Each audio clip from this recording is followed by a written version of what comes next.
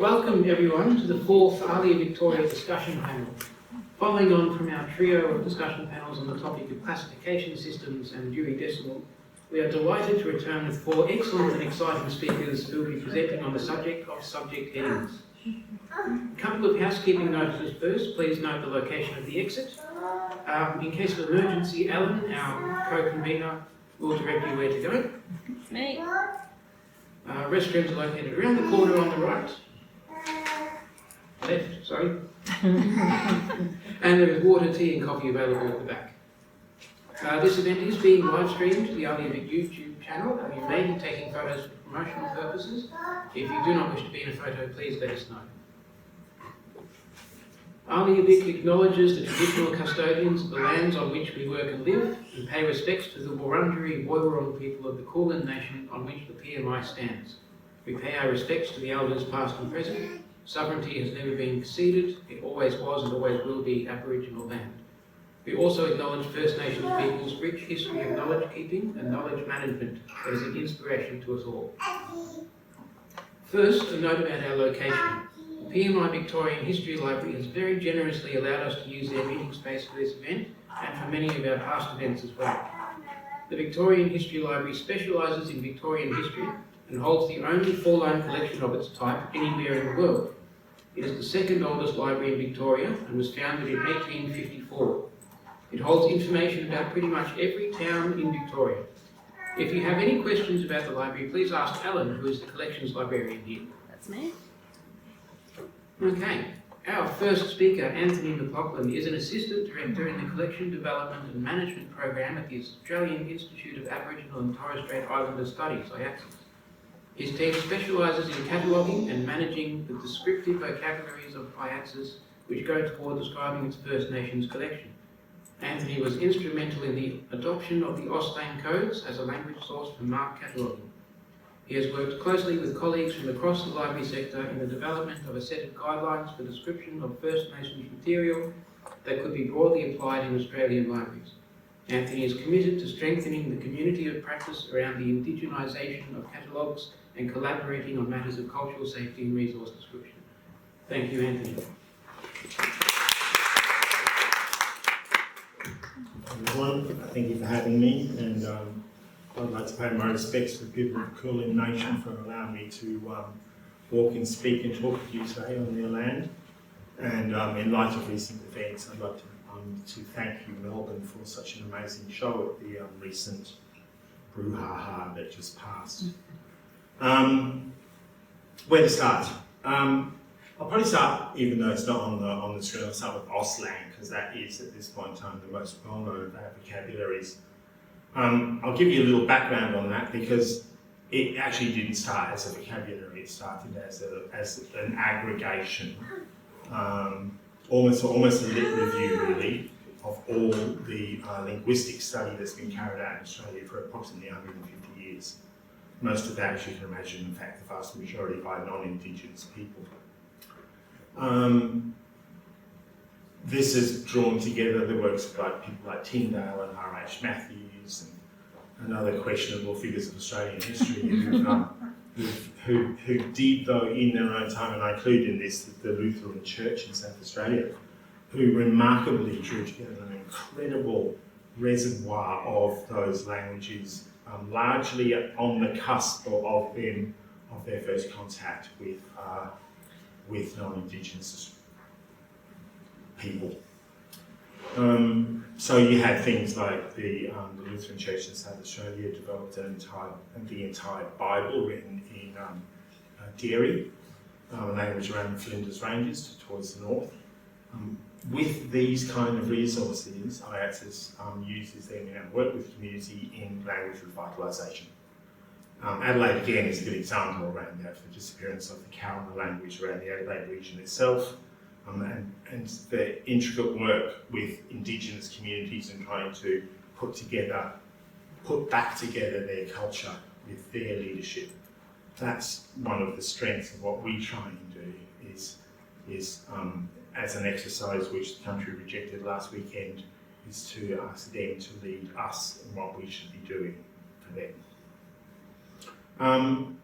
At some point probably in AIATSIS cataloguing practice, we'd always used Austlang and used it as a descriptive term in a 650, the old 650 space 7, and then with the $2 at the end, indicating it wasn't a Library of Congress term. And I'm not looking at the catalogues in the room, not nodding at me, think of that. And it was only in about 2018 that we realised that the coding held within within Austlang could be used in the coding system that is cataloguing. And this actually came about, and I'm going to have to talk, you're going to have to imagine I have very, very descriptive language. That because we were looking at trove records, and trove records would have things written in languages, go back to that Dorie language in South Australia. And because the way that Trove was set up and reading the languages of things, it would say the top Trove English. Clearly it wasn't. Or sometimes it would say Aboriginal languages or Australian languages, because that's the old mark code for it. So it kind of, in a rather late period of looking at this, it dawned on us that we were describing all the 200, 300, 400 Australian languages by one code, AUS, which, is easily managed by calling one of the European languages just EU, and that would be fine for all.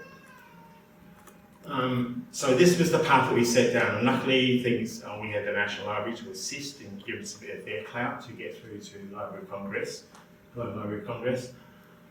in approving Austlang as an international standard.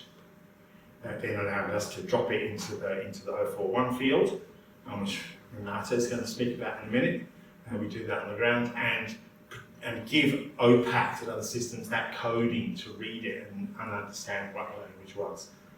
Some of the interesting discussions around it at the time was, but Australians will look at it and they won't know what that means. They won't know what, Antiliaqua means, or won't know what Aranda means.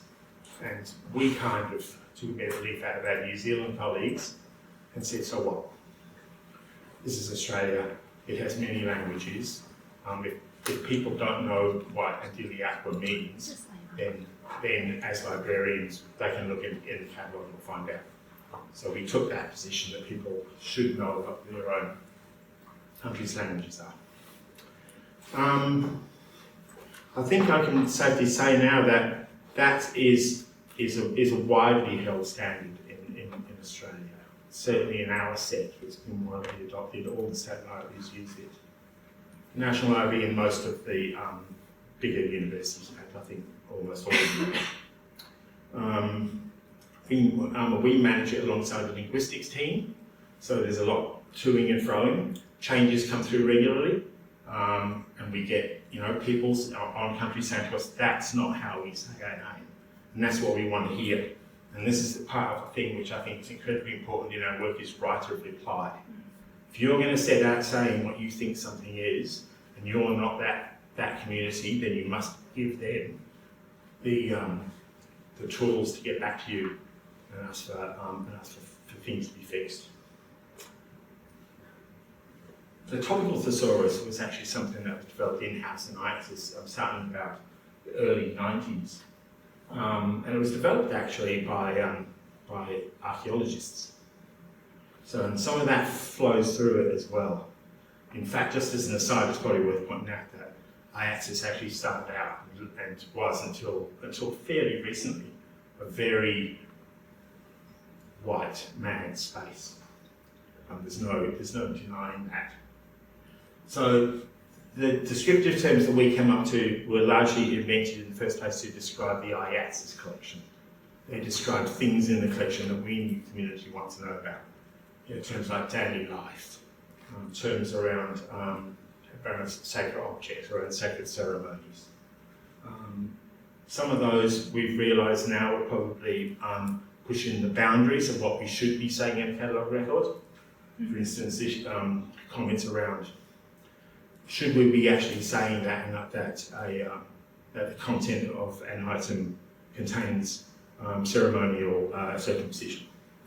A lot of feedback from people in Central Australia saying they would rather not. We didn't actually flag that at all, and because these things are secret, sacred ceremonies, and the saddest thing is that a lot of these things, such as the Gillen's and Spencer books, for instance, are widely available, digitised online. So a lot of the elders don't see these things, but their children who come to Adelaide and Canberra and Melbourne do see them and are quite horrified that these things could be in the wild, so to speak. The thesaurus, we've been trying to do a lot of work on it, but this probably won't surprise any of you in the room, but we're very short-staffed. And it will take an enormous amount of person power to get that done. So one of the things with this new rebuild of it, and actually fixing up and standardising the stuff within the ILS, we use Didactic Symphony, manages the language, we manage these authorities in the system. Is that now we're ready to be able to export them through systems like ALMA and others as well. We're actually hoping to get it into the ALMA CZ, which should be really good for those places that use that. So standardising them, forcing them into the wild again is really good for us, because what do we want back from that? We want the library community to tell us where they think improvements can be made to it. We want practitioners in the field to say, this subject, you know, there was one that said that reduce, straightforward. Somebody wrote us an email, you know, you should have changed this a decade ago. I think the interesting thing about work that we do outside of the thesauri is, and to some extent we only started realising it as we became slightly less insular. AIATSIS was a very insular agency as well. Was how much we also had to decolonise our work. And the way that we approach it in working with data and descriptive tools is to say that we need to change our point of view. How are we looking at a thing, at a film, at a video, at an audio recording?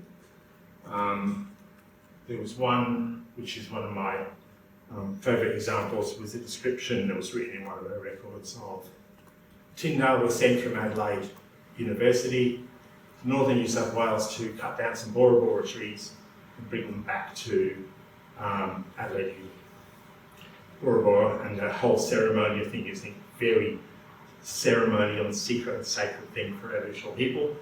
The way it was described is that, like a boy's own journey, racing from Adelaide to northern New South Wales in a car, dust and trees, and meeting interesting people and cut down sacred things and steal objects and take them back to Adelaide. And that really is the extent of how we did things for a long period of time.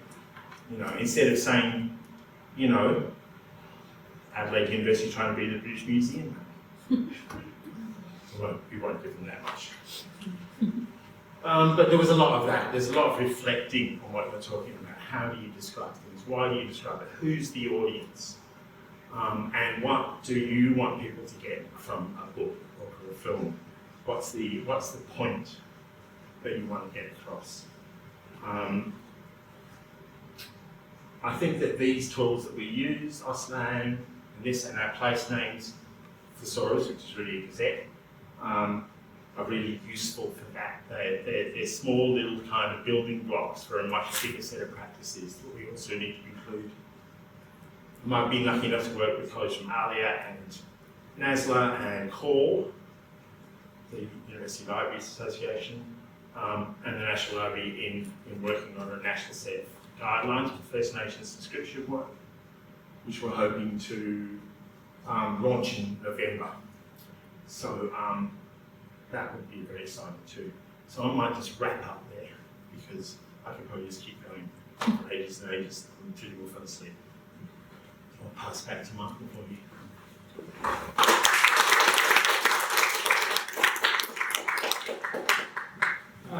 Thank you very much, Anthony. That was a really fascinating talk.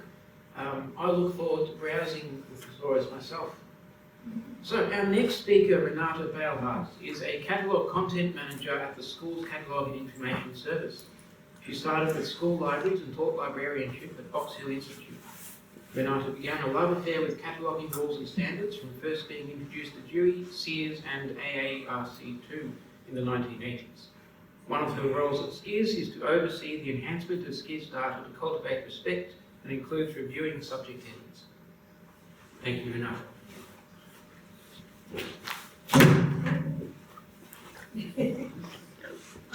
Luckily not.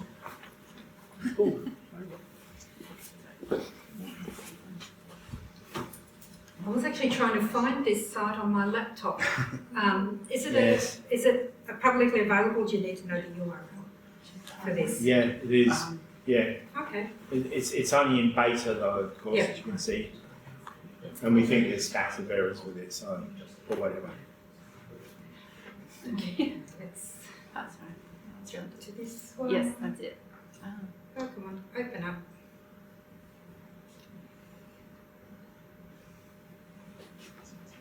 There we go.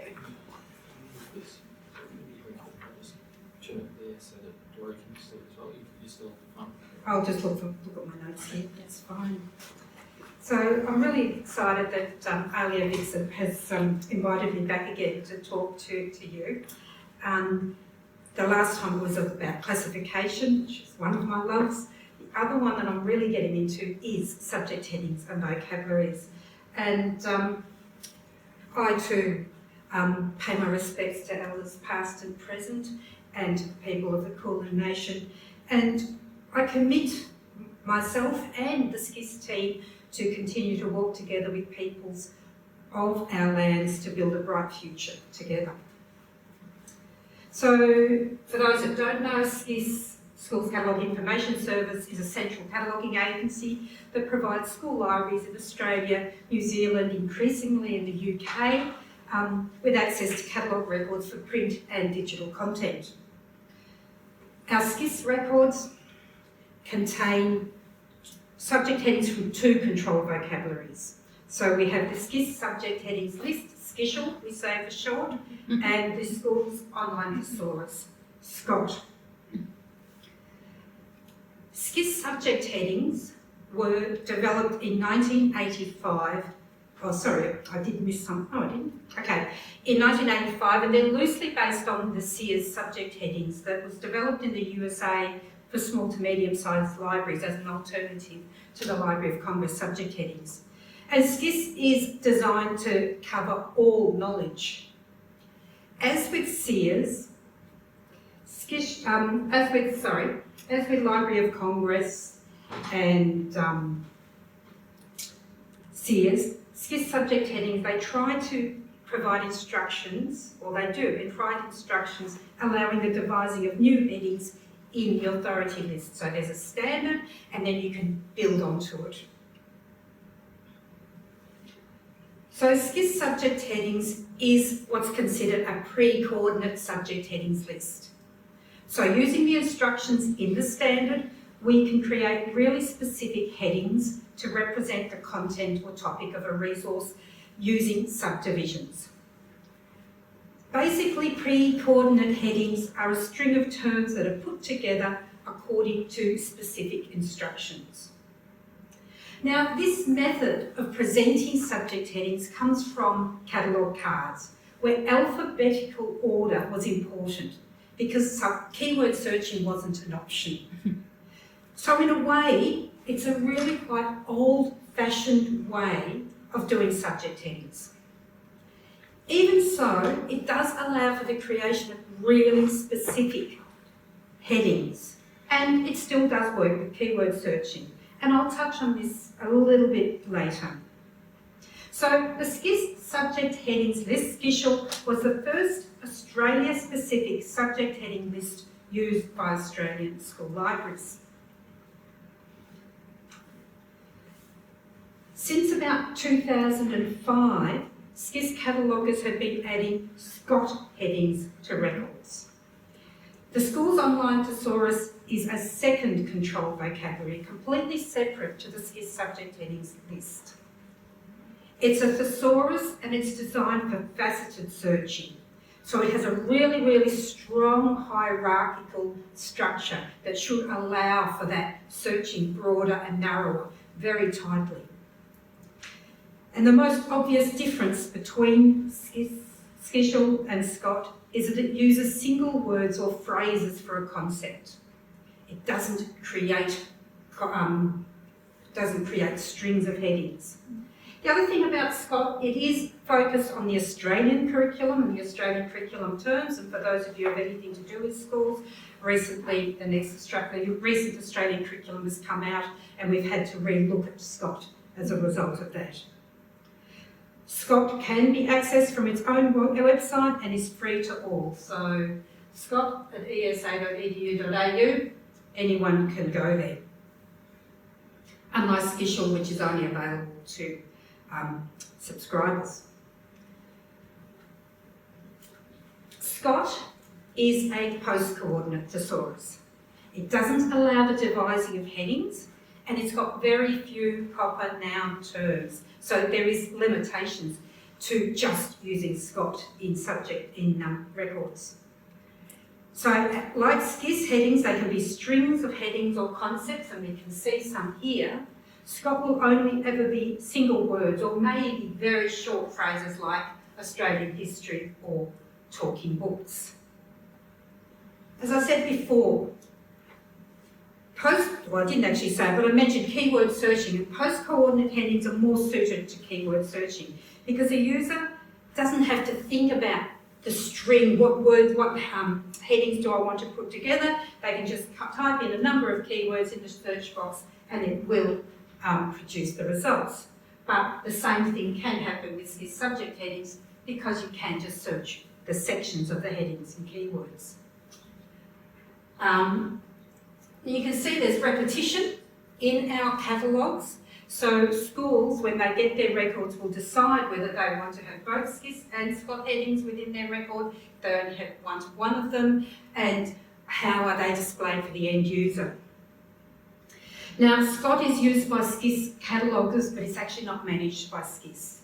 So I've got no control actually over SCIS. SCIS, I've got lots of control over. Scott, I've got no control over. We can make suggestions and we're an advisory body to it. So I'm going to talk now about Skishel, about the change process for the SCIS subject headings.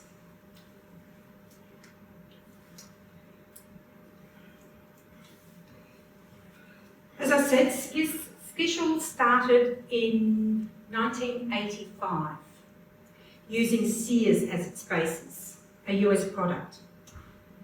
So from the start, it was intended to create a subject heading list for Australian schools using Australian spelling and Australian terms.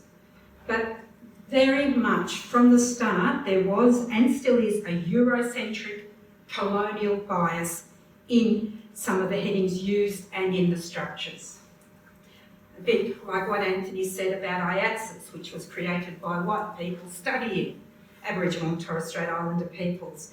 There's that underpinning colonialism in Skishel. But Skishel hasn't remained static over the past 40 years, and there are constant additions, revisions and deletions going on. I'll show you how we go about this. So this is the process we go through at SCIS for any changes to the SCIS subject headings list and to the SCIS standards, but today I'm talking about subject headings. And there are 4 cycles of this process a year. It starts off with an idea or a concept, a change improvement, that comes to the cataloguing team either from the cataloguers themselves or from SCIS management or from our end users. So we're constantly getting feedback. Why haven't you got this heading? This heading's inappropriate, and so forth. So once we get a suggestion, a working paper is written. Working papers are written by the cataloguers based at ESA, because they're the ones that have got the time to do it, or are given the time to do it. So the suggestions, as I said, can come from any number of sources. And the working paper structure, whoops, I forgot to go here. So the working paper structure is designed that due diligence is undertaken before even suggesting a heading to the committee. And so people need to think about, why do we want this change? what definitions are there for this term? And we use the Macquarie Dictionary because that is the official Australian dictionary. Literary warrant means, is it a heading that's going to be used in the SCIS database? Remembering we are a school-based database, not university or a specialist library. You've got to think about, well, are schools and our end users going to use the term? And of course, looking at other authorities consulted, the proposer or the writer of the paper has to write down, well, what's the changes, what's the proposed heading, what's the structure, what's the reference structure, and the impact on existing headings. We don't want to be making just changes based on a short-term fad. Now, I don't know if any of you are in schools or primary schools have heard decodables, decodable readers, and big debate amongst primary school teachers who have been around for 40 years. They're saying, oh, it's just another word for phonics. Why do we need a heading for decodables? While the teachers who are in schools at the moment, they're the ones walking into libraries saying, we want decodable texts, please. We don't want phonics text, we want decodables. And so we're still debating what actual heading we're using and what's the definition, what's the scope note for that heading. It goes through a consultation process.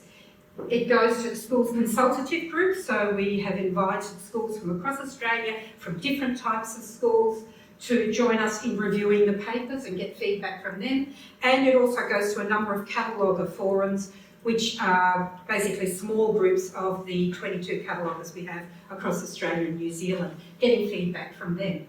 The feedback goes to the SCIS Standards Committee, which represents SCIS management as well as SCIS cataloguers, to look at the paper and make a decision. They could reject the paper, and that's happened a lot. They could send it back to the consultation process to the person who wrote the paper saying, we want more refinement here. Decodables is up to its third refinement. Or they may say, yep, we really like it. It does go to final approval to SCIS management only because if it impacts SCIS business. And that's probably more relevant to SCIS subject headings, to the SCIS standards rather than to the subject headings. And then once it's approved, it gets added to the SSCDE. For anyone's wondering, it stands for the SCIS. SCIS standards for catalogue data entry. So it's basically based on your RDA, on Dewey, on Mark, and so forth, but it's SCIS's little unique quirks. And some of them I talked about last time when I talked about how we use Dewey. Some of the recent papers that have been approved by the Standards Committee is cosplay, biomimicry, picture dictionaries, vaping, well-being, consent, neurodiversity. As I said, decodables is going back in for its third iteration. Over the past year, we've had this project that's very much at the forefront of our standards work. Enhance SCIS data to cultivate respect. And there were really two triggers. I attended a presentation, OCLC's presentation on their research report, Reimagine Descriptive Workflows, and someone during the discussion said something that really impacted me. And they said, it's not about lack of time, it's about prioritisation. And that just hit me. As a person who does the prioritising at SCIS, what's most important, I realised that I couldn't just put it on the things to do pile. And ESA, who is the owner of SCIS, Education Services Australia, was moving into the innovate stage of their Reconciliation Action Plan. And SCIS has a role to play there. We're actually one of the goals of that Innovation Action Plan.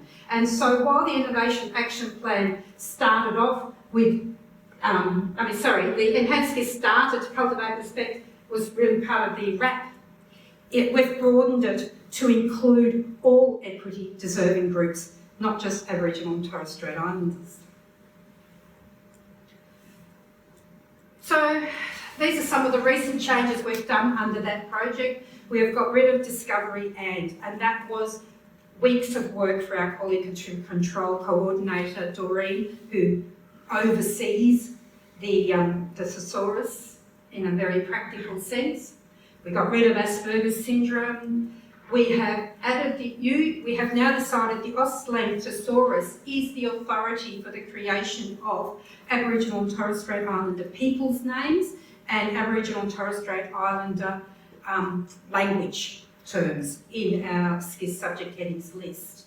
Because there are so many different ways of spelling out there, we've decided we needed something to hang our hat on, and so we've gone with Austlang. We've reviewed headings like Aboriginal English. Someone said to me, there's no such thing, Renate. Well, there's enough academic works on Aboriginal English, even though there are versions of Aboriginal English that was worth keeping as a heading. I did a fair bit of research on should we be calling a generic term, should we be saying First Nations, First Peoples, First Nations Australians, and so forth. We've stuck with what we've got at the moment, Aboriginal peoples and Torres Strait Islanders. Felt it was the most generally accepted term. Not always accepted, but happy to revise it as feedback comes in. The other thing that Anthony did mention, even though it's not subject headings, we are in the process, in March next year, we're going to start adding AIATSIS language code to our 041 in our catalogue record fields. So that, a bit like Trove, where you can search by Aboriginal and Torres Strait Islander languages, hopefully in school libraries, that will come. But that's up to the library management system vendors to do it. But if we provide them data, they may actually make it happen. And if we advertise it to schools saying, hey, your system could do this, they may put pressure on the library management system vendors. We can create data, brilliant data, but if the vendors and the end user doesn't see it, what's the use? Okay, so what are some things on future ideas? This is where, I think I need to talk to Anthony about. At the moment, our heading for Dreaming and Dreamtime is Aboriginal Peoples Dreaming. I'd like to have a single term for that, and I've reached out to a number of elders and First Nations people and said, well, what term do you prefer to use? I've read stuff and it's just so varied. Our problem at SCIS is that we're not dealing with one group of people, we're not dealing with one area, we're dealing with all of Australia and New Zealand and UK. So I'm reviewing that. We're looking at that language of identity first language or person first language. Is it person with disability or disabled person? There's different points of view about that. I've only just started reading about that. Chinese in Australia, at the moment that's the only one we use, but in reality there's a difference between Chinese in Australia and Chinese Australians. So we need to look at that. Huge job, thousands of headings literally will be affected when we make that change. And I know, Dorie kind of looks at me and says, Renate, okay, do we add additional thesauri? We're in conversation with the National Library of New Zealand about the, I'm not going to say it, the Maori subject headings list. Do we add a third, control vocabulary? Do we add a fourth one, AIATSIS? Do we add a fifth one, Homosaurus? It's all doable, but we too are limited on time. And do the systems cope? Will it actually flow through to the end user? And the last one is, I don't know if people have read the latest cataloguing and classification quarterly. It's all about patented vocabularies. I've skim-read a few of the articles, and it's this argument about pre-coordinated versus post-coordinate. And my dream is, should we ever have funding to get someone to do it, is to kind of have an amalgam of Scott and SCIS subject headings, so we only have one, and it's more of a post-coordinate heading style, faceted, to allow for that really strong searching. So faceted vocabularies, multiple vocabularies. So we're constantly working on our subject headings, we're constantly getting feedback. It is a slow process, as you saw with the going through that consultation process, but I think that's good, because we don't want to be jump too quickly without thinking about the implications for systems and for searching. Thank you very much.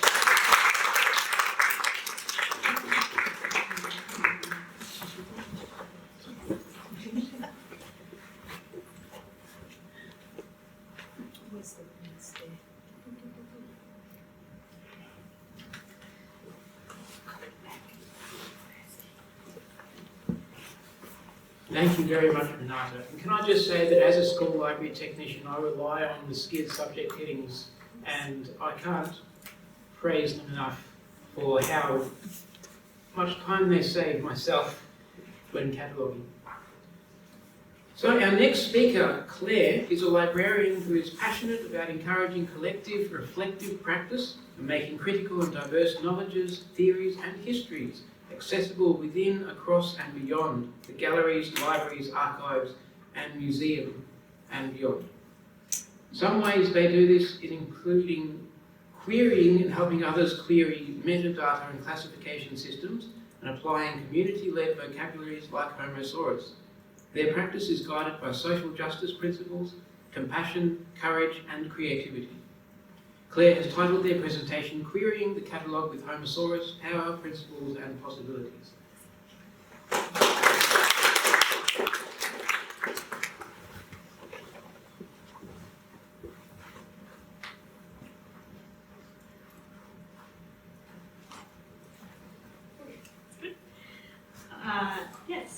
Thank you. I would also like to acknowledge the Wurundjeri people of the Kulin Nation as the traditional owners of the lands that we're on, and pay my respects to elders past and present, and recognise that their sovereignty has never been ceded. And I would also encourage you to learn about First Nations experiences of and histories of gender and sexuality in Australia and beyond as well, but particularly in Australia, from people like Alan Van Nieven and Sandy O'Sullivan and many more. Happy to chat more about that. Yeah, and I'm definitely not a cataloguer, so I'm feeling a bit of imposter syndrome here, but I won't be too technical today. Hang on.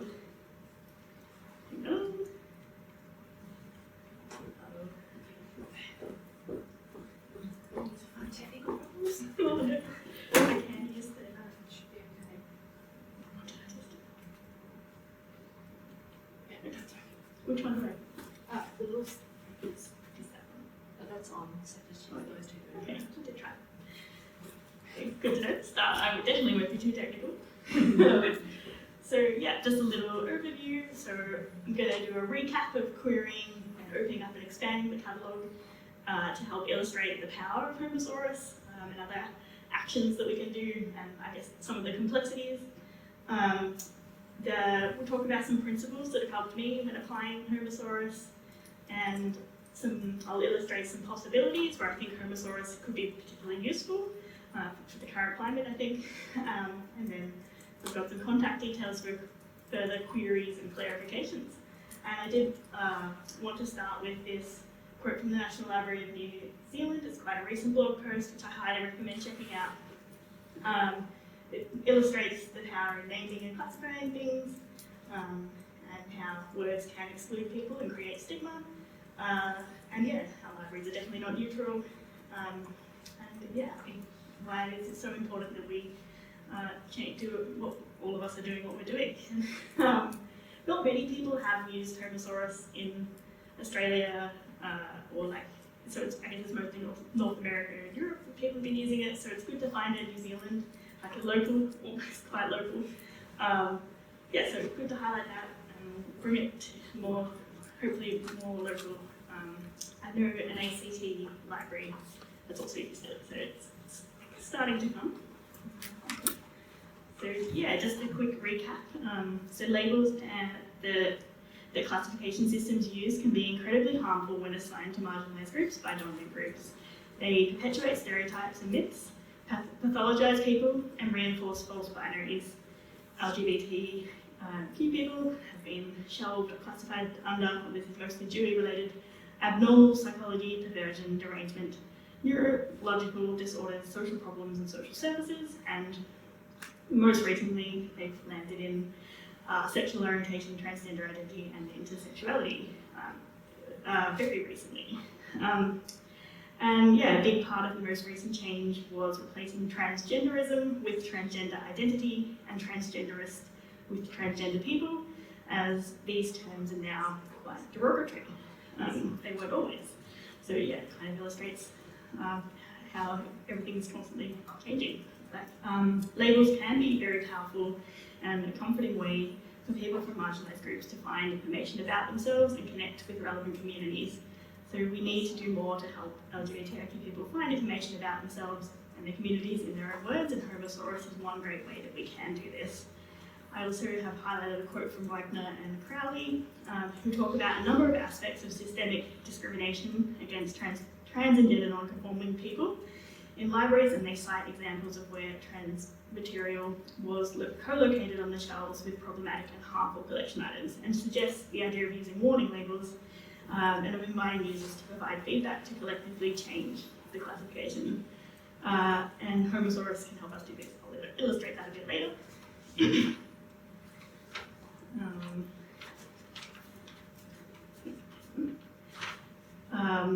So labels and language are very complex and quickly changing in queer and trans communities, and individuals may use different labels throughout their lifetime. And yeah, so this article, Mediating Queer and Trans Past, the Homosaurus as Queer Information Activism, nicely sets the scene for this kind of work, and it talks about like the work involved in developing the Homosaurus thesaurus.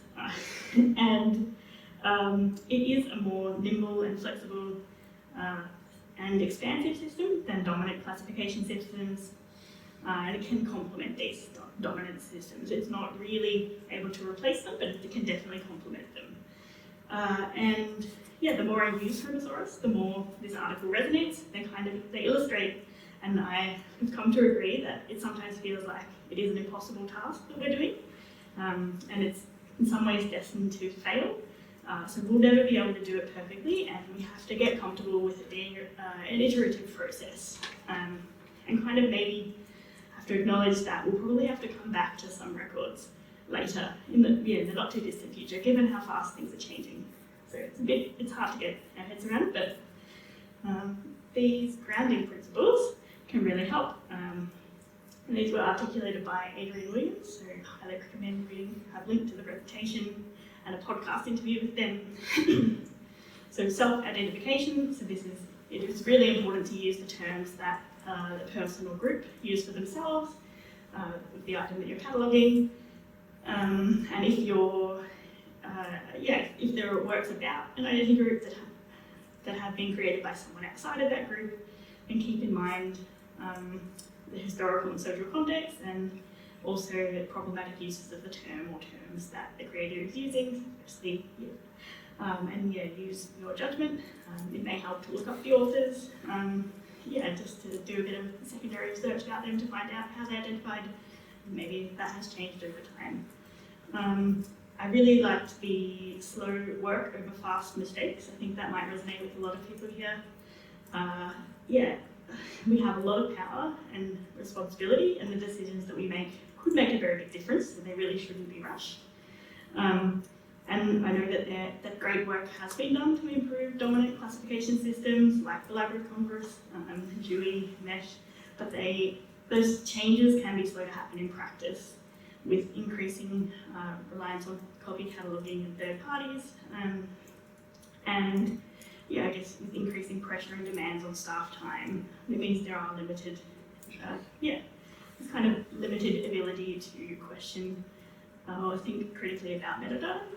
So changes are not always adopted immediately or even at all at local levels.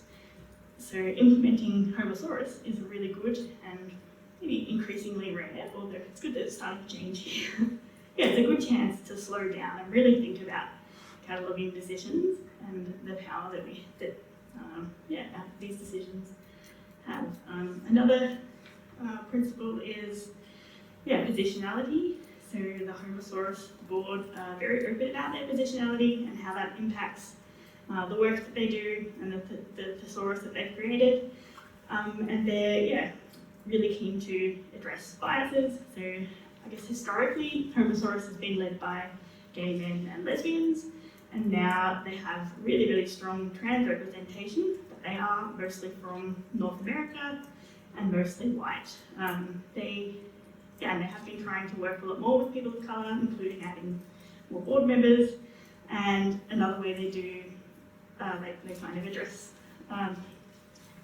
their, biases is by creating official translations in languages other than English, and also Dutch. some of the founders of Homosaurus were from the Netherlands, but they're most recently they they're working on a Spanish language version, which is very exciting.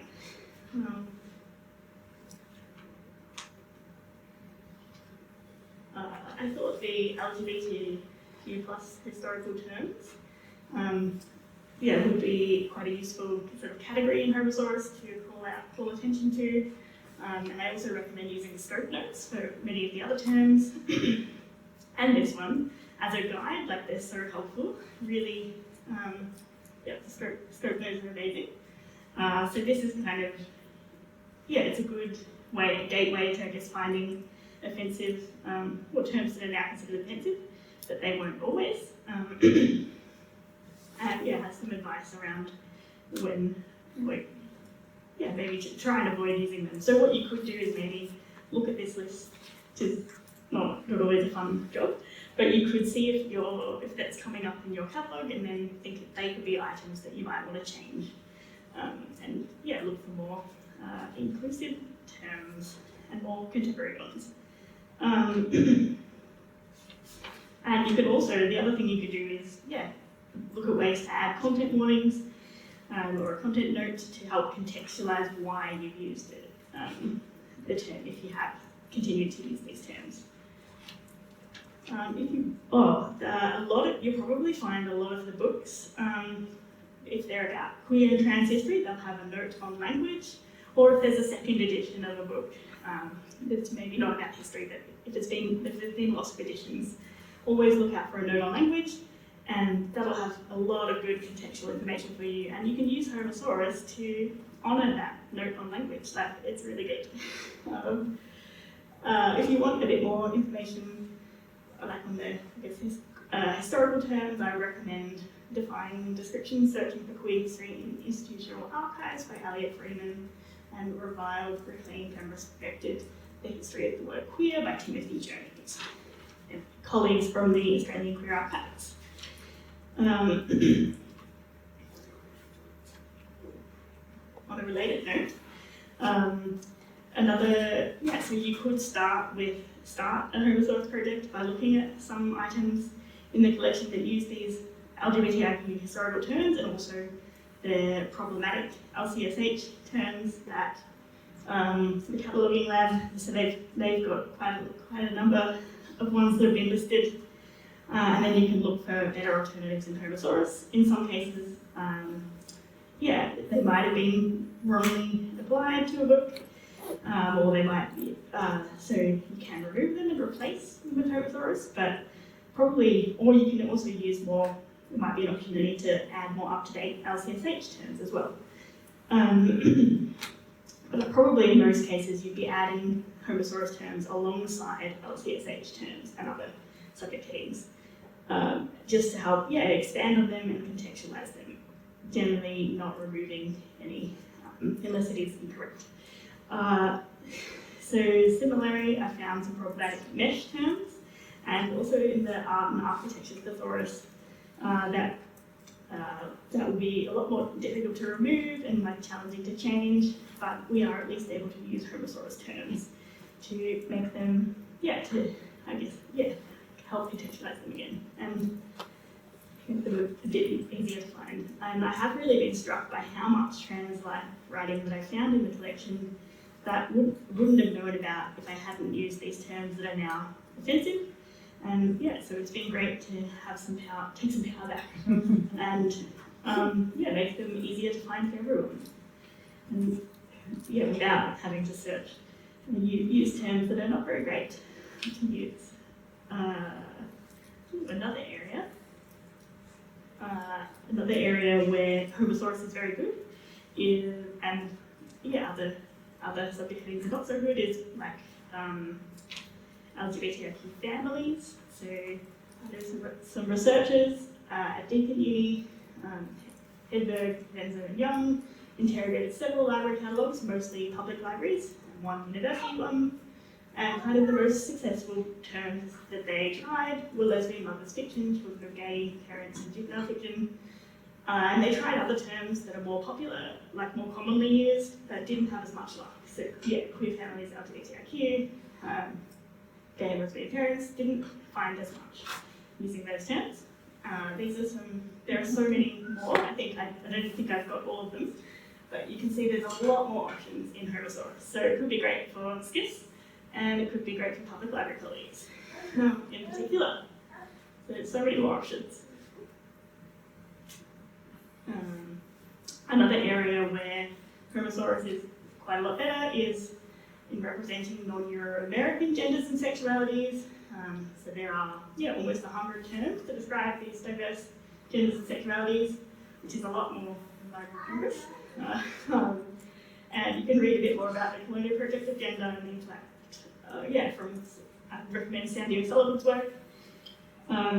I have, given knowing the, biases of the board and having a look at some of the ways they've described Aboriginal LGBTIQ people in Australia, I'm not sure how much they've actually worked with Aboriginal people locally. They've done a lot of work, more so in North America. So it would be good to maybe work with AIATSIS. I know it sounds like you're very busy, but another project. It would be good to have more local input into, and just to find out how they can decide on the terms that they have decided on. So sorry to suggest another project for us.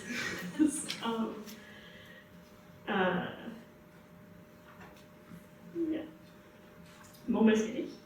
Some other ways that we could use Homosaurus are cataloguing hate and misinformation and kind of providing warnings and contextualization about that. So while there has been good progress made towards challenging homophobia and misinformation about gay people, there's still a lot more work to be done, and history seems to be repeating itself, as there's been many parallels in the debate and misinformation that was spread about gay people not that long ago, with the transphobic debates and misinformation that we're seeing at the moment, which is very visible. And so there are some terms that we could use from Homosaurus, like trans exclusivity, transphobia, anti-transgender discrimination and more, that we could use to, warn our communities that if we do have these books in our collection, they know. So that's one way we can sort of challenge that misinformation and hate. Another way is by making it easier for everyone to find trans-inclusive feminist resources with Homosaurus terms like trans inclusivity, trans feminism, intersectionality, and that you could use this list of the trans legitimacy, existence, and resistance in academia. You use that as a starting point, see what you've got in your collection, and then use the apply Homosaurus to them. Would definitely recommend doing that. I'm almost finished. Lots of resources. I'll make these slides available. These are mostly, both of these, they're kind of from people who have been using Homosaurus, mostly, or been involved in developing it. And so you can contact me for further queries and clarifications. And I have been thinking lately that it might be good to have a local community of practice. We actually talked to ALIA Rainbow, to help more librarians and archivists implement it, because it has been used by quite a lot of archives and special collections librarians, probably, but that's where I've seen it used most. So as well as librarians. Let me know if you're interested by email.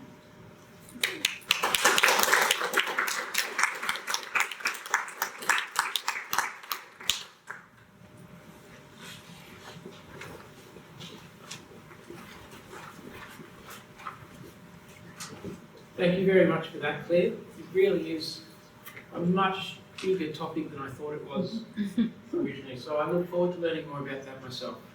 Now, our final speaker for the day is Dorie Kurtz, a cataloguing policy specialist in the Policy Training and Cooperative Programs section of the Library of Congress. She is the chair of the Library of Congress Genre Forms Term Vocabulary and serves on the SAC Subcommittee on Faceted Vocabularies. Her interests include applying standards of diversity, equity, inclusion, and access to all Library of Congress controlled vocabularies and how faceted vocabularies contribute to for the future of linked data. Thank you, Dorie.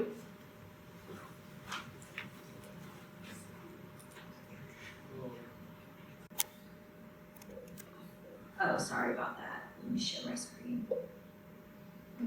I never do this on this computer before, so generally, so there we go. Yes. Wonderful. Okay. I first of all would like to begin by respectfully acknowledging that I am the land on which I'm speaking is the seized territory of the Powhatan Confederacy. Oh, am I ready? Am I good to go? We're still not getting the, we're hearing you, but it's coming up that you're muted and that you're, and we're not seeing the screen, so this is, Huh. It is shared. Oh, you know what? It says it's loading right now. Huh. I've never seen that one before. Okay. Huh. You know, sorry about I'm this. gonna share. I can share my my slides with you on they're on Google Drive. I can share them with you. Yeah.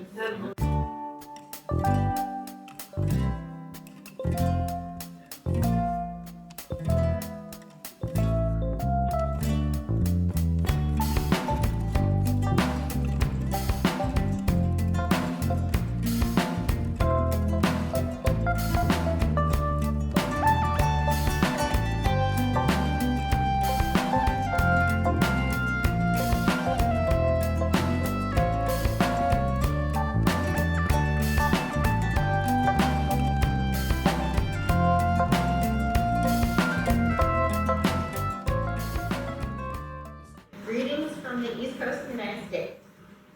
Huh? Got it. It's currently 12:08 a.m. here, so we're going to some day together. Don't worry about me. It's been after today, to be fair. Okay. There's a bunch of links on my slides, but I sent them already, so hopefully you'll be able to access all of them later. And the topics that we will be covering in today's, I can start my, oh. Is that working?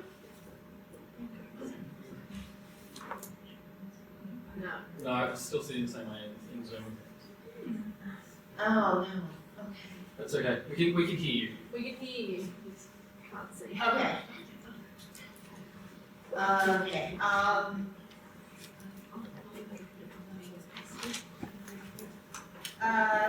first, we're going to start with a little bit about LCSH, the Library of Congress subject headings, and versus LCGFT, the Library of Congress non-reform term headings, aka aboutness versus isness, and a little bit of the history of the impetus for the creation of LCGFT, and then we'll move on to how you can contribute your comments to our monthly list, and then we will discuss some of our current projects, and then I will use the momentum gained by discussing our efforts to change, to mostly advertise and slightly beg for a new PCC program for cooperative cataloging members.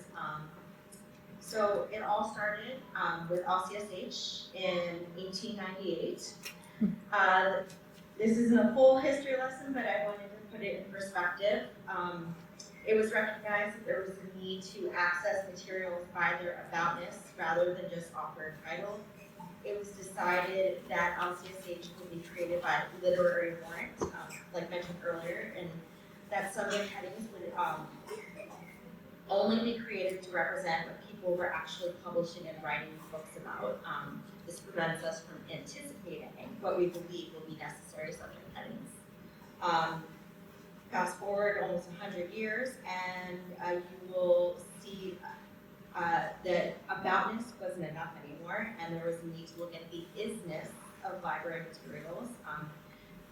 that's where we have a conversation between Marky and her husband, and if you could see my slides right now, you can see an adorable doodle of a cat sitting on top of a filing cabinet, and it's a creation, or a drawing by Marky's husband to kind of explain that we need a filing, that we need to have Kitty's actual fish separated from Kitty's pictures of fish.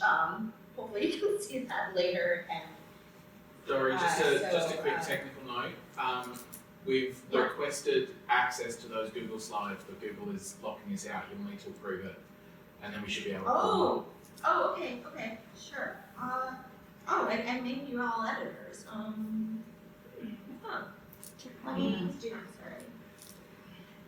Have you checked the email to see if it's responded?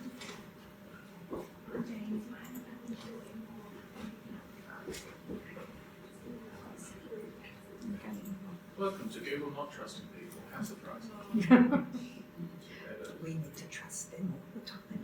Yeah, still access to See if there's a new email. Class. No.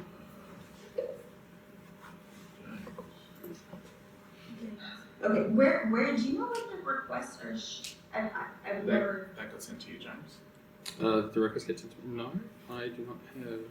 This got forwarded from you. Huh. Yeah, so you and Michael both have access, Yeah. but ALIA Vic does not. Oh, is there another email address I can just put it on? That would be aliavicgroup@gmail.com.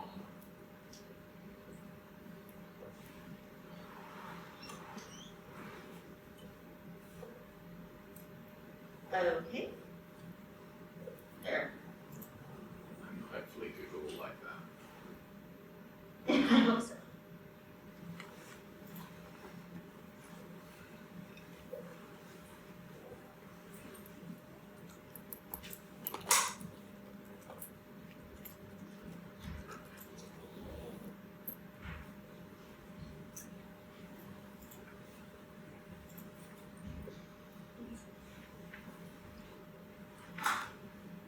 Thank you everybody for your patience. Joy of technology and Google.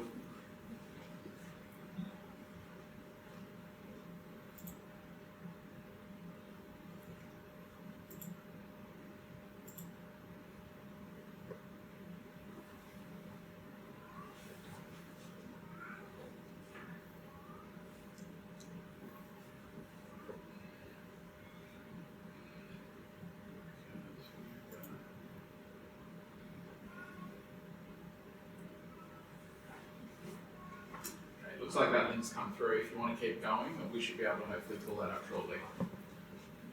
Okay, wonderful. So, the scholarly work done by Mark B. on ISNIS led to the creation of the subdivision B and the 650 field in 1991, which is the form subdivision that is still used today. This is all well and good, but in the 2000s, we needed to start preparing for a world that includes linked data. Linked data is the way we're currently headed, and we've been preparing for the eventual implementation of BibFrame. I'm sure I don't need to tell a room of catalogers too much about BibFrame, but the problem with BibFrame is that it can't really handle subject strings like Renate mentioned earlier, and LCSH is string heavy. Thus, we needed to develop faceted vocabularies with single headings that express the information needed without any inclusion of subdivisions.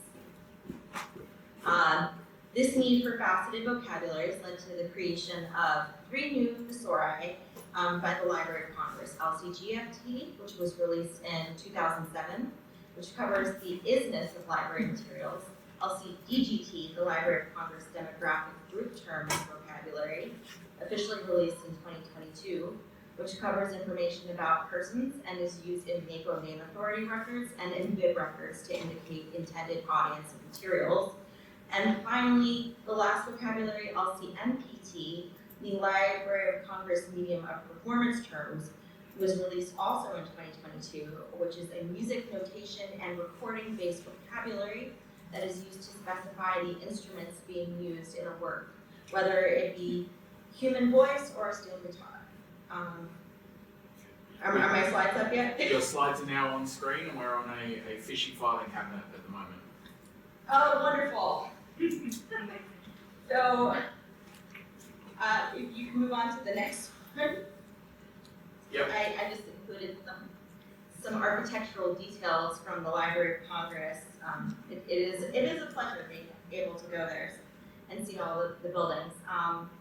So a little bit about how we manage the SORI.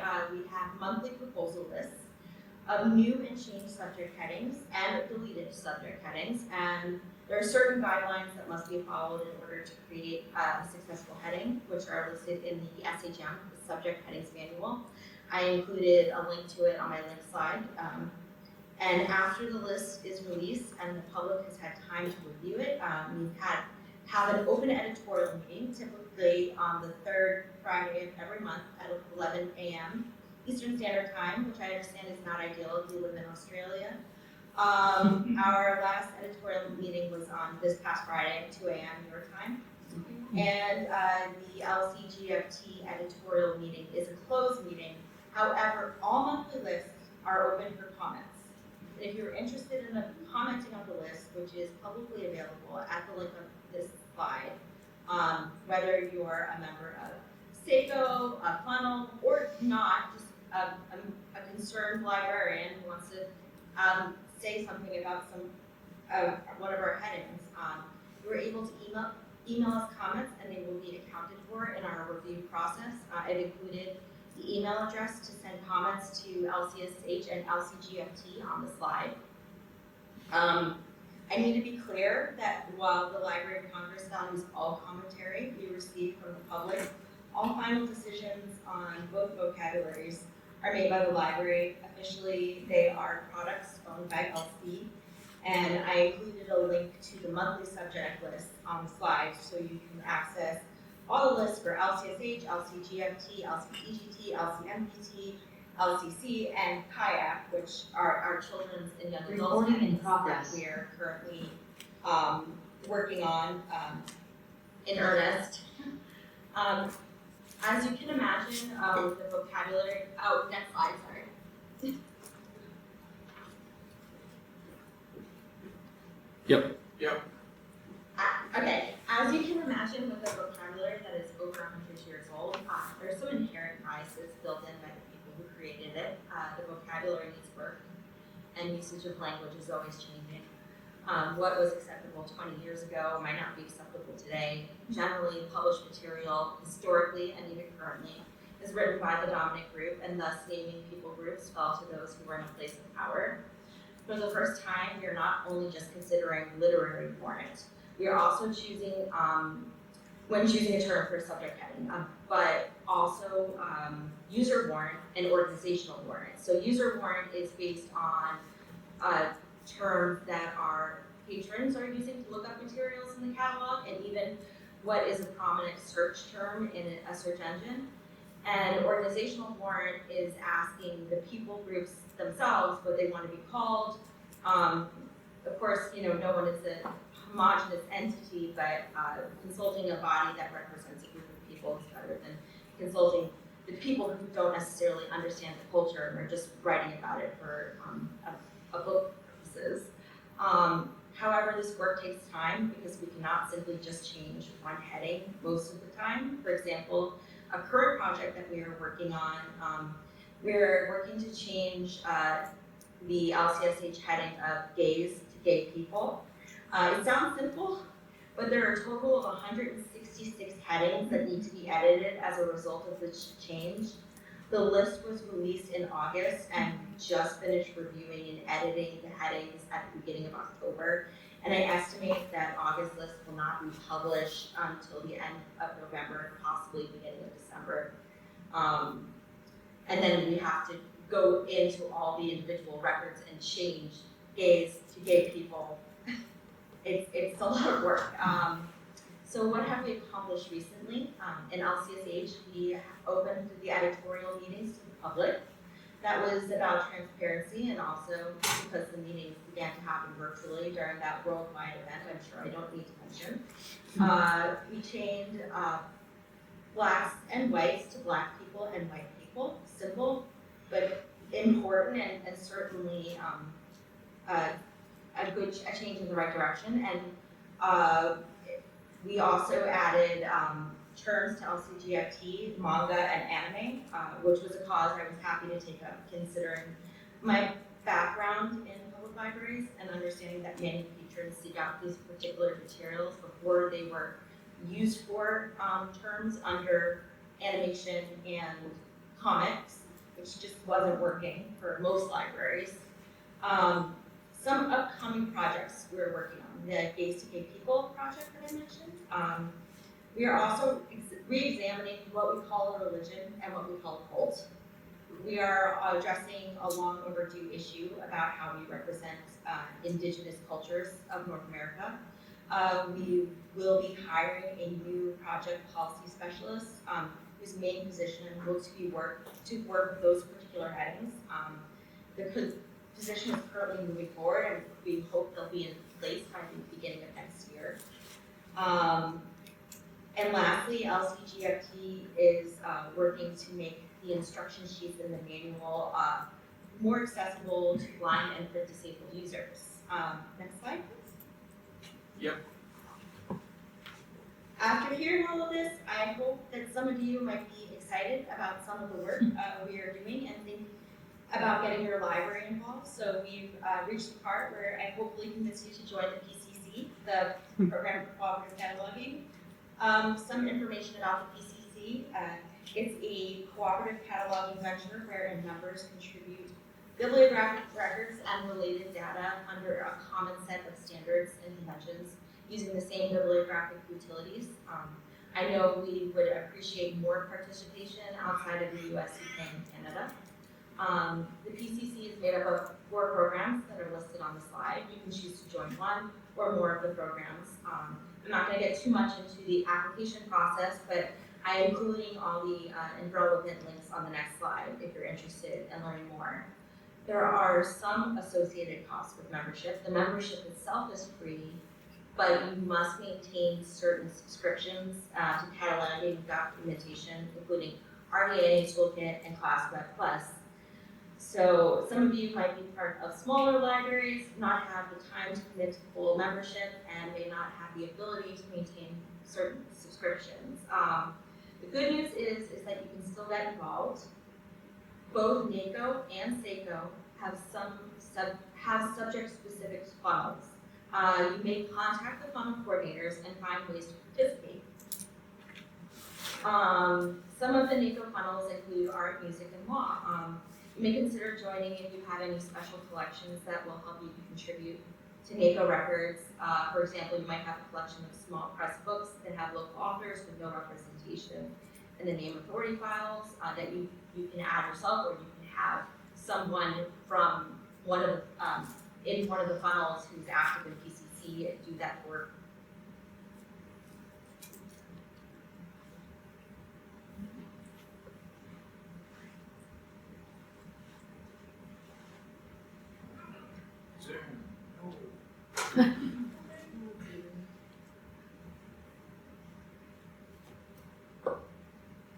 Apologize for the interruption. Oh, that's it. You're back. You're good. You're back. Okay. What was the last thing you heard me say? I think you were talking about the various funnels. Okay, yeah. So, yes, you can work with the NACO and SACO funnels. So the NACO funnels would be helpful if you had any work by authors that aren't represented in the name authority file. And then we also have plenty of SACO funnels, which focus on topics covered by all of our vocabularies. Recently, the 3 new funnels were created to deal with topics related to gender and sexuality, comics and fiction, and medicine. I've included links to the NACO and SACO funnel pages on the next slide, and The next slide is just all the links to almost everything I was talking about and some training information if you're interested. Yep. And yep, that is the end of my presentation. Yeah, next slide. Yeah.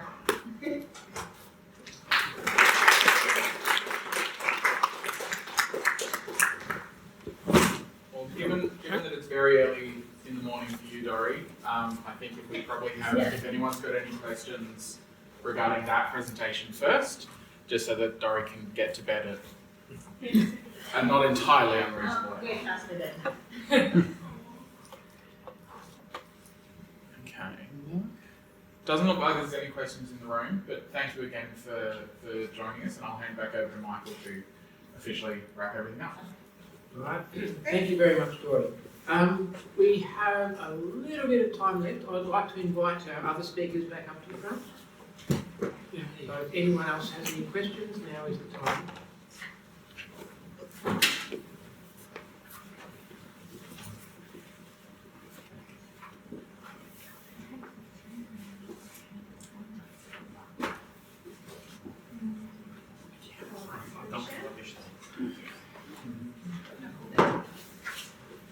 Right, have we got any questions?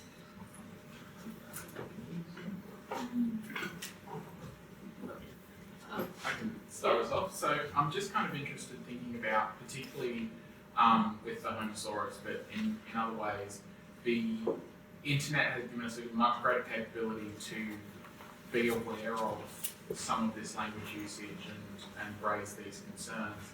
But it's also meant that the speed at which everything moves obviously goes a lot faster. Do any of you, in terms of your particular areas,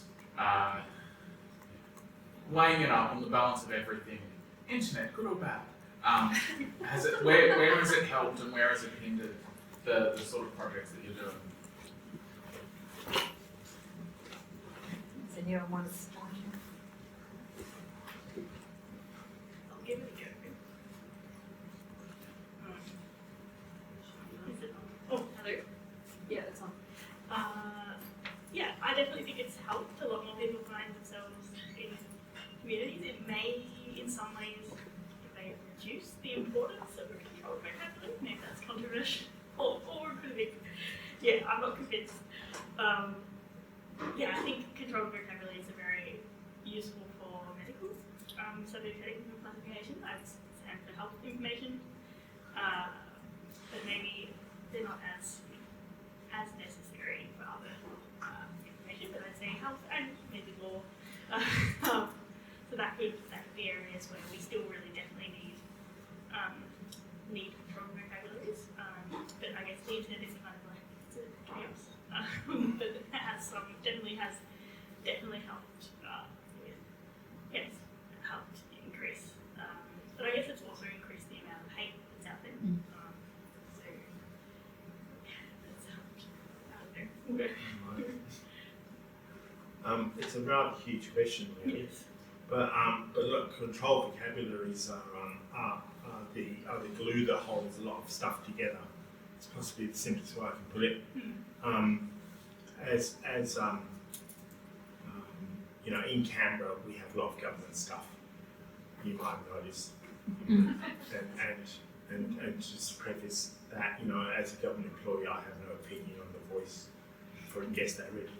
But one of the things we look at in government as well is and Dorie mentioned this, you know, and I'll say the magic words big frame to you all, is that linked data is how things work, and what brings that together is controlled vocabularies. We recently, the Australian government in fact has a linked data working group that runs out of ANU, and we try and work with them a lot to build a lot of the work that we do and understand what controlled vocabularies are and what they do, and as was so powerfully said before, they present viewpoints.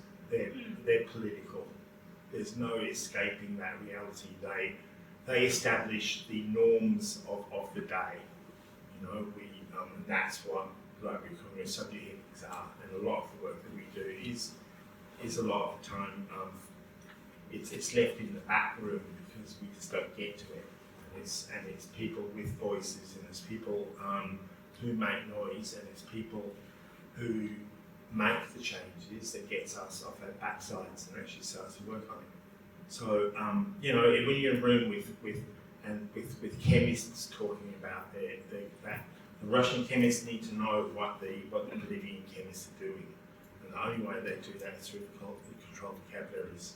They have a thing called the Gold Book, which sounds fabulous, but sadly isn't. I know. But so yeah, I think that's kind of the bottom line, really, isn't it? It's putting in the broader sense for us as cataloguers, it's trying to get information into people's hands in the broadest possible sense, and to allow them to find what they're looking for, and to try and change how people view what they've got in their collections. I don't know if I can add more to that, except that's, now the thought's gone out of my head. It's about getting information into people's hands. No, I've totally forgotten. So I'll pass. I'll come back to it tonight when I think of it. But we do need controlled vocabularies, because it's not necessarily the end users who think about our end users. So I don't think that's answered anything about the internet, has helped or hindered, but I do still very strongly believe in controlled vocabularies. No one else? No. So I just have a question, because one of the things that's going to hit all of us is voice questions. So people will actually not type anything in, they will ask Siri. So, you know, sort of if we want our catalogues to respond to voice commands, then natural language is going to be really, really important. So I'm really pleased to hear you say that how the students ask for it might, you know, be important. But it's also the new teachers coming in will use those terms.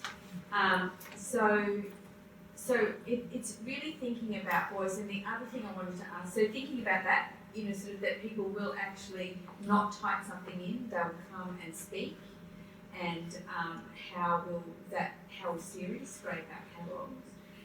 Maybe not just Siri, but voice will be how it will work. And can I say, I know that because my phone listens to me, and if I have a message open, it just starts recording what I'm saying, ready to send the message, which is incredibly annoying, but it's only just started doing that. So obviously this is, you know, the way the updates are happening. And the other thing is, like a lot of public libraries, a lot of libraries now, and university libraries too, would have the cataloguing done prior to it comes on site.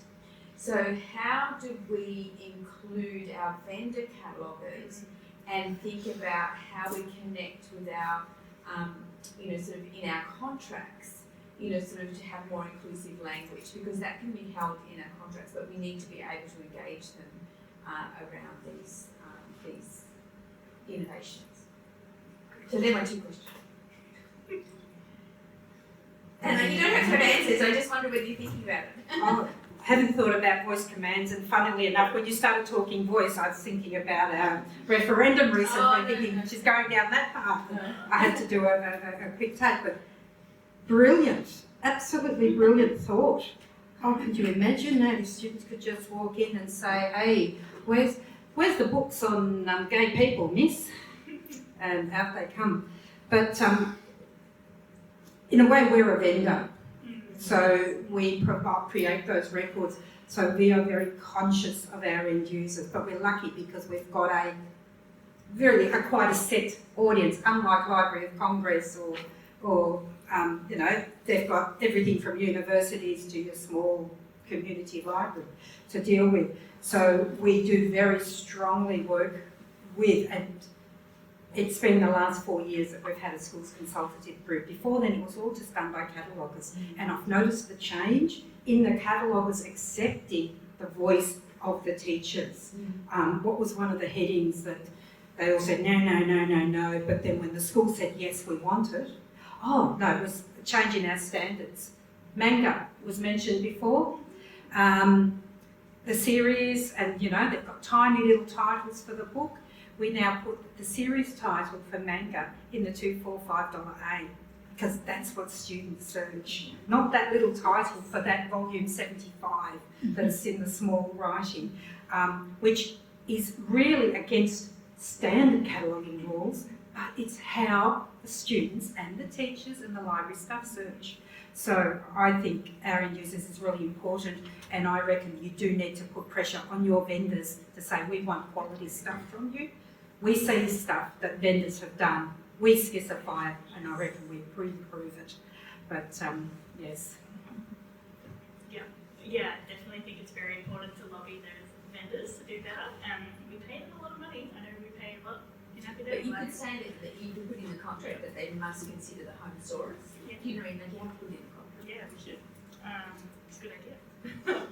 And I haven't really thought about voice recognition, but I guess what I was thinking, the natural language searching, I think that's kind of like, it's another, I think that is the way most people do search, so it's good that control vocabulary, they're catching up to that and getting Yeah, well, catalogues as in typing in a catalogue search will become irrelevant.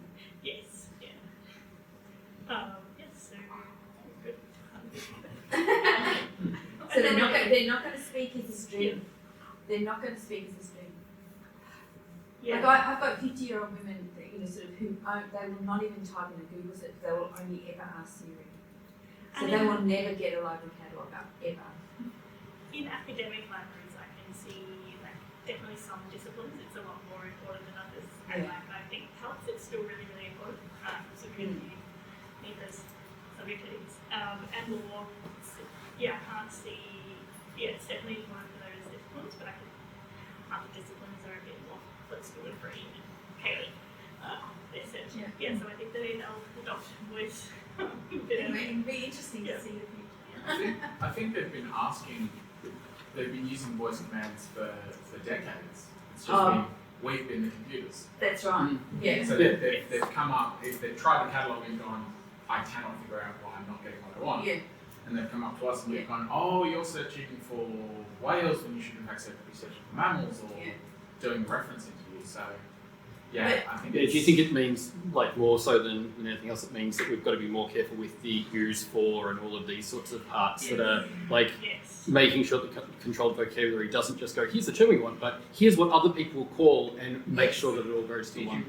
Yeah. And it's part of looking at the whole AI is how can AI help us learn to create the references from the words that the people use to the fancy word that we use in our database. My concern is, I don't know how far this is going out, but some library management systems in schools do not use references well. We create great authorities, let's use force and all of that. It's not even in there. Yep. And I just take a deep breath and say, okay, fine. The students will keep searching bugs and not find anything because they're not using insects. But we've got that said. But the language, we need to build on that. And the benefits of libraries and library catalogues and cataloguers and librarians and people is that we do the C also really well. Mm-hmm. So how do we build in the C also? So it's and also a C also can broaden it. So you might be searching for Tim Winton, but you might also like to understand surfing in Western Australia. So that the exploration of a person exploring the catalogue can go far and wide. So I don't know the answer. I've only got the questions, but it is very much about helping and empowering people. And I know we're the experts, but part of what we're meant to do is empower people to be exploratory, to be questioning, and to broaden their experience. And that can be in the background, and that our catalogues can do it. And how do we make sure that our vendors, are locked into Austlang? Do you know what I mean? It's all of those things that we've got to start thinking about at every library level. So it's manager level, it's cataloguer level. It's not just at cataloging. I'd probably add that and we have noticed this a bit from vendors. The vendors are starting to make their own stuff up now. So we've seen, and I'm just looking at one here from the National Library, where we talked about quite a lot. and there's a 653 with all Australian Indigenous materials, brackets Australia. That came through on a vendor's record. So their minds are there. Their hearts are there, as it were, what they need to control vocabulary. Yeah, they need to know where it is. It's all over the place. I guess corporate social responsibility. Yeah. But so yes, they need to plug into that. So they're keen to do it. What they need is leadership from the library sector to get there. Yes. Whether they're plugging into Homosaurus or Austlang or whatever vocabulary it is, please do. Yes. I think that's the key to that. Does it seem like they're reinventing the wheel or something? Yeah. Like ignoring what we've been doing? I mean, I think it's great, and I think that they're doing that. That's a James Bender one, by the way. But so it's kind of funny because us in the National Library, because we're just a lake apart, we can't share these. It's a nice lake. We don't have a boat on it. The other thing about the voice, I think, is really interesting. Not the referendum, because I mean, you guys did say it, but it's machine learning. Yes. Because which voice? Yes. You know, Aboriginal English, Chinese Australian, you know, and language isn't fixed, as we know. It's continually evolving, and jargon and slang, and you know, it's an evolving thing. So if you're going to do that, which I think we to some extent are now, and that's what these are doing. It's a matter of that AI capacity is both incredibly scary and incredibly fruitful. You know, so I think that's exactly where we're going, and we need to. I would just add, and it's kind of a bit of an aside on some of the discussion about subject analysis, what we do in our work, and I know in saying that the complete disappearance from library studies across universities in this country. I think that USA and Kurtz are probably the last two, and Charles Sturt are the last three left, which is just appalling. I think that it's fantastic that we have library technical skills that are being trained, and we still have some library courses, but a lot of the time, as you know, someone in charge of a Catalogue department, we realise what's lacking is analysis. How are we analysing these things?